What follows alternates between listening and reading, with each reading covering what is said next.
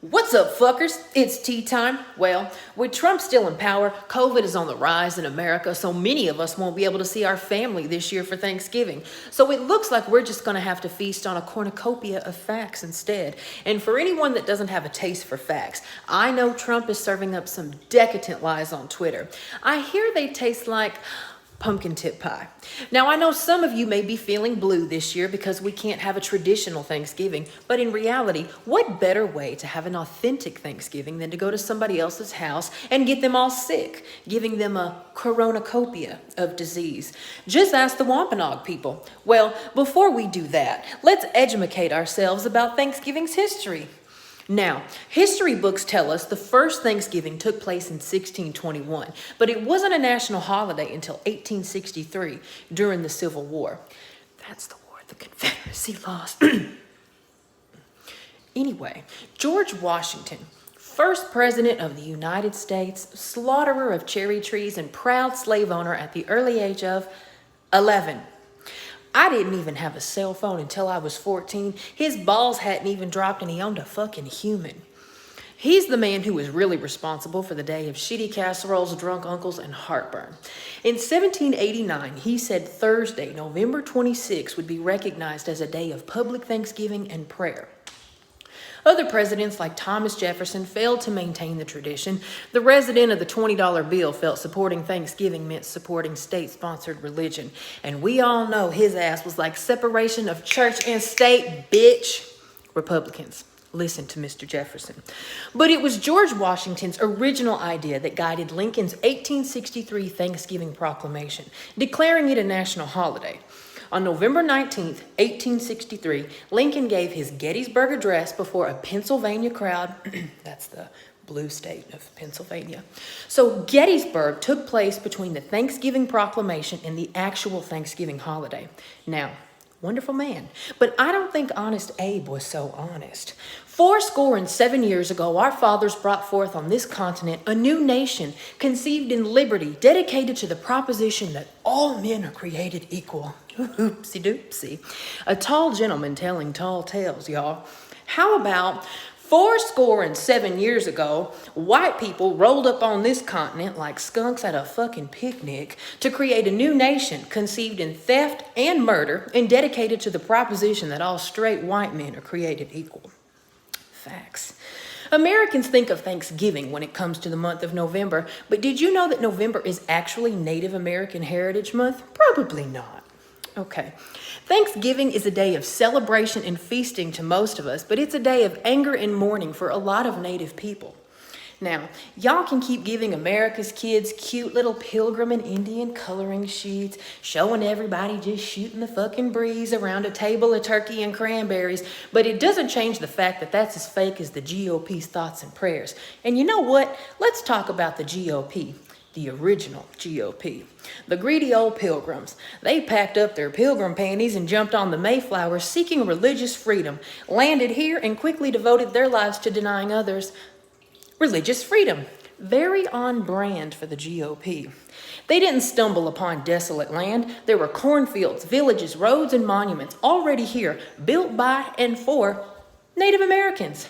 This country's relationship status on Facebook back then was taken. But after the pale-faced demons arrived, America had to update her relationship status to it's complicated. The Native Americans welcomed the arriving immigrants and helped them survive. Ooh, what was that? Immigrants. And after all the Native Americans did for them, the white people still viewed them as savages, not full human beings.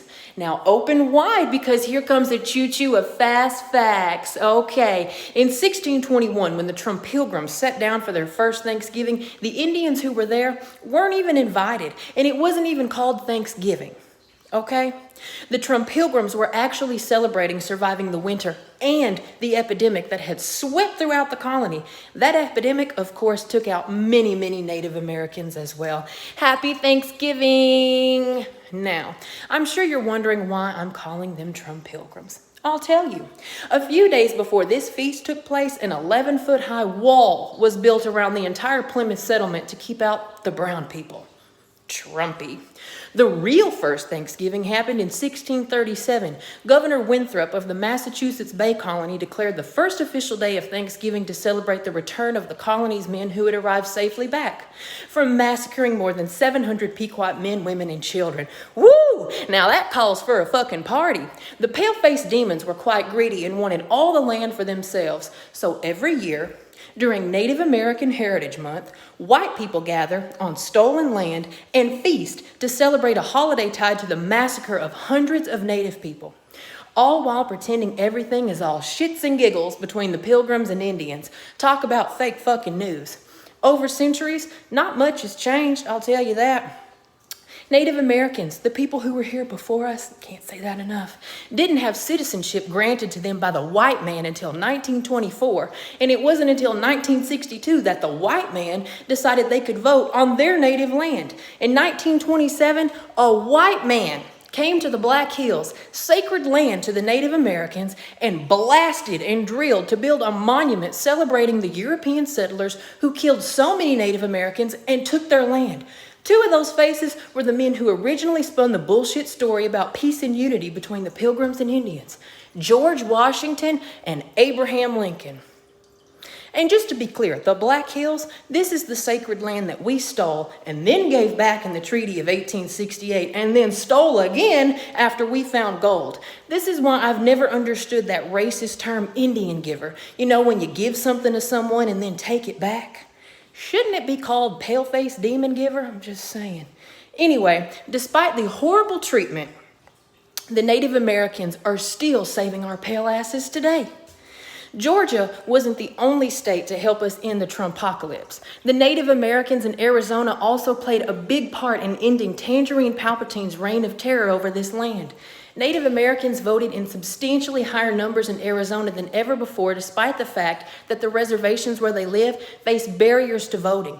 The Arizona portion of the Navajo Nation encompasses 18,000 square miles, but has just 27 postal locations. Many roads on the reservation are unpaved, making it even more difficult to cast a ballot by mail at a post office that could be 100 miles away. But they still pulled through for us. Native Americans are good people, and they have been disrespected and overlooked for centuries. There's nothing wrong with giving thanks and celebrating your blessings. Feast, be grateful, but be kind and tell the truth. Happy Native American Heritage Month. Now, I want everybody to have a great fucking day unless you're teaching your kids that Pilgrims and Indians unity bullshit. Or if you're willing to kill your fucking grandma for a shitty casserole topped with frosted fucking flakes.